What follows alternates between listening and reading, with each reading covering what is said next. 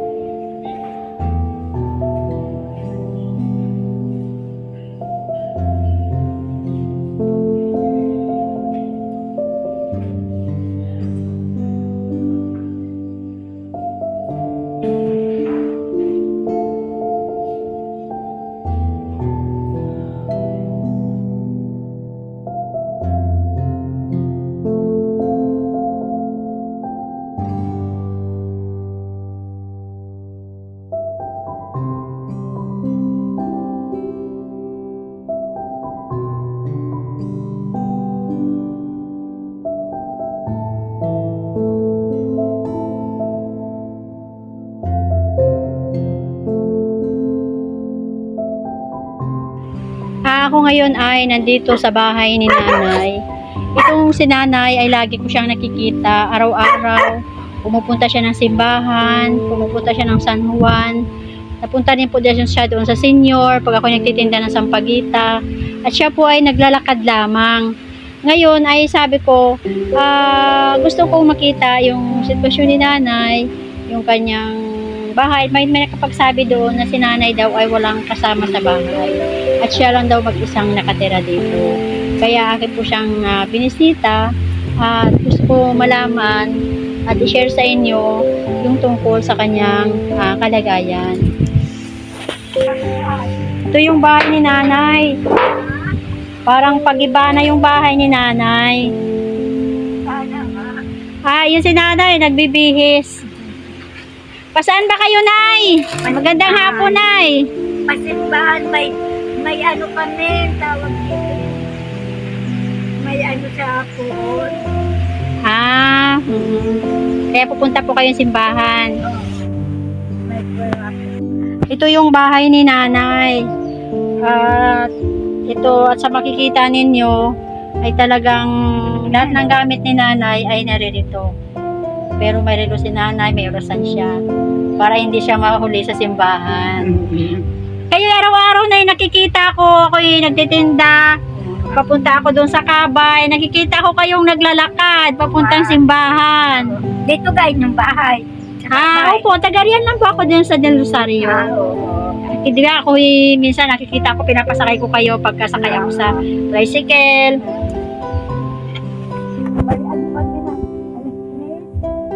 May ano po ko doon sa kasimbahan.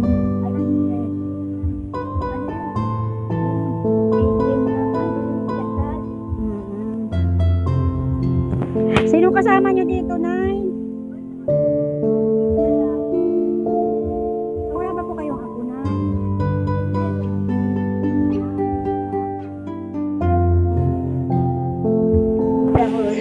Ay, saan naman kayo kumukuha ng inyong pagkain, nanay? Maraming... Pag minsan nga may nagbibigay. May nagbibigay sa inyo. Mabuti naman. Kasi yung lagar mga pagkain ko. Ay, okay naman kayo dito, nay. Oo, ayos. Hindi kayo natatakot. Ay, hindi. Dito nga nagdaan nagbagyo.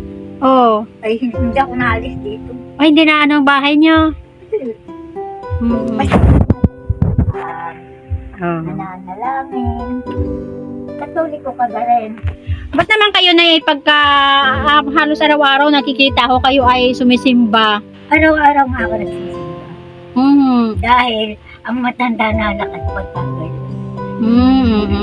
Pero pag minsan parang putong-putong ba? Oo. Minsan. Alam mo matutong kami. Kasi naglalakad lang po kayo. Oo. Hindi kayo sumasakay, kalayo rin po ng kabay. Ay, nagpapasakay naman. Minsan nasakay ako. Minsan, paglabas ko dyan, nasasakay. Oo. May talagang may bababait at talagang mga puso. Minsan doon sa tubigan, hanggang doon sa tubigan. Napasakay kayo. Kung minsan mayroon ako nasa tubigan, nanay, sakay na kayo, di nasakay na ako. Ito, parang delikado to ngayong aparador na yun. Parang tagilid na, oh. Wala na naman yan laman eh. Oo, baka matumba. Wala na laman. Dapat nagpapasama kayo na isang apo dito, nay. Ay, nagtatrabaho siya. Ito yung hagdan ni nanay, oh. Parang delikado na ito, oh. At pag akyat mo dito, ay masisira na. Kaalis nga lang niya eh. Ako nagkaroon ito, nabunot ko ito. Oh, yung may pum si nanay. Nabunot ko 1,000. Ah. Tapos diga ako ng masko. Mm. Masko ako. Nakaipon ako. Yun yung pinili ko nito. Oo. Kaswerte nyo naman, hindi kayo may higaan. Yun ang mga ibang gamit. Mga bigay ako. Mga timbang yan. Mga bigay ko kayo. Pasalamat na ako. Pagpasagay ha, may Talagang marami naman talaga pong mga mayroong magagandang mga puso. Talagang mababait na mga tao na minsan, bibili ako ng gas doon sa Caltex. Ay minsan dadaan ako doon sa mamahinga ako, pinapakain ako doon. Gaya ngayon, hindi pa ako doon nabili ng gas. Noong sa 1 taon, bumili ako ng gas. Pag pinapasko ako doon sa tindahan. At saka mabait naman kayo, nay. Pinapasko. Tanda. Katulad ninyo, Oo. yung nga palang hindi madamot. Yung din, ay pagtanda, hindi madamot sa iyo. Oo. Mga tao. Ibig ko sabihin yung namimigay ka pa, nung ikay malakas pa, nakakapaghanap buhay, namimigay ka. Ay, ibig ko sabihin ay nung malakas kayo ay tumutulong din naman kayo. Oo, namimigay din ako. Diga, may mga gulay ako nung mga puso, tapos mga gulay-gulay, mga pansi-pansi, saluin. Basta yung makukuha dito pagkakapirahan. Oo. Nangunguha ko, dala ko sa bayan. At pagka naman yung minapapakyaw, halimbawa yung tibal, yung pinagbibili nila, nakikibahagi ako. Ay ngayon hindi na ako makapag. Hindi nyo na kaya. Hindi na. Kaya naman marami na ngayon nagbibigay sa inyo. Nagbibigay. Yung pagka At talaga mabait ang Panginoon. Tayo po ay lagi na lang manalangin. Ay pagka minsan nakakain ako diyan sa labas. Diyan sa kakagaling ko sa bahay, simbahan. Kakape na ako. Kasi bago gam ako dito makaigib, lalo na pag naulan. Bago ako makaigib, hirap na ako. Ay di ako muna mamamay nga ba, bago ako makaluto. Ang tagal din. Yung kakusa ko ay kakapakapanan. Ay pagka minsan para pati matutumba. Pero ba araw-araw talaga po kayo sumisimba? Pagka may misa. Pagka may misa.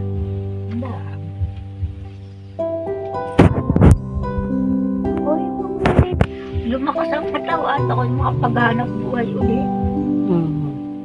Gusto niyo pa maghanap buhay, yun ang kariton niyo, oh. Yung may gulong-gulong na yun, oh.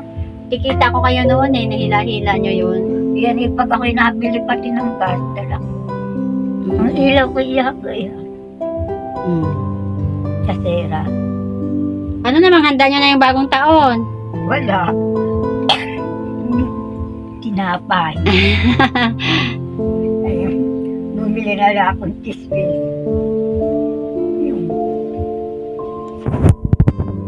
Natin siyang interviewin. So, itatanungin natin kung ano masasabi niya. Ngayong naririto na po ang mahal na senior dito sa simbahan. Kuya, ano naman po masasabi ninyo dito sa pinalalagyan ng mahal na senior ngayon? Maayos naman, pero prepare ko pa rin yung dati. Doon sa kabila. Kasi, iba kasi yung sinamulatan mo na doon. Okay na rin, wala tayong magagawa. Sige. Okay. Good morning at maraming salamat. Thank you po. Ito, suki kong sampagita. Ilan po? Dalawa. Para pagbibilang ko lang si kuya.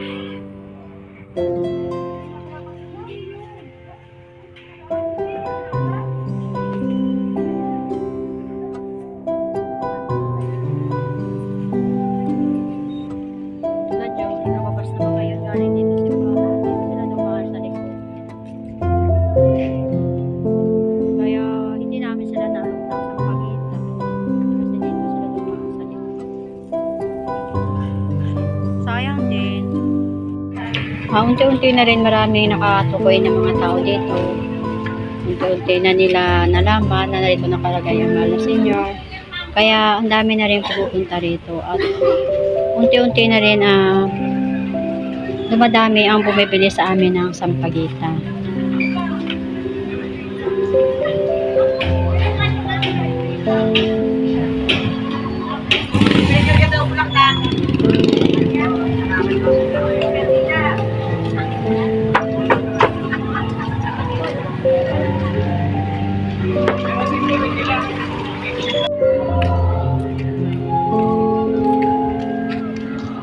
Ito yung simbahan. Yung iba, pag gagaling nila sa simbahan, ay dumadalaw sila doon sa mahal na senior. Kasi malapit lang siya. Ito lang siya. Munting hakbang lang ay simbahan na. Kaya mas maganda rin dito kasi pagka simba nila napunta sila doon. Mas marami lalong bumibili pala ng sampagita. Kaso lang yun lang dito marami kaming nagtitinda. Hindi tulad doon sa lumang mahal na senior na kami ay tatatlo doon nagtitinda. Dito madaming nagtitinda. Pero okay na yun, at least lahat ay nabibilhan. Sabi nga lahat ay kailangang mabuhay. Hindi lang naman ako ang kailangang kumain araw-araw. Siyempre gusto din naman ng iba. Kaya okay lang yun, at least nauubos naman yung aming sampagita. Ano kaya? Hello! Ito na ang mga nagtitinda dito sa simbahan. Nandali namin sa pagita. Magaganda din magtitinda. At ito daw ay itong mahal na Sareno dito sa Tasiwan ay ipoprosesyon siya kasabay doon sa piyesta sa Nazareno doon sa Quiapo. Kaya yung mga gustong sumama sa prosesyon, bukas po ang senior sa January 9, 2024.